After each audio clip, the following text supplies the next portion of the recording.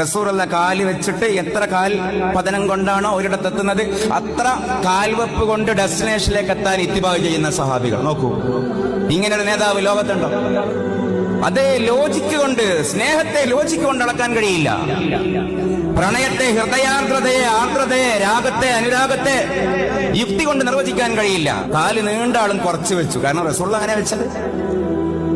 റസൂലുള്ള ഞാൻ നേരത്തെ പറഞ്ഞ ഹജ്ജിന് പോകുമ്പോ ഒരു മരം ഉണ്ടായതിന്റെ പേരിൽ തല താഴ്ത്തിയിട്ടുണ്ട് ഒട്ടകപ്പുറത്തിരിക്കുമ്പോ.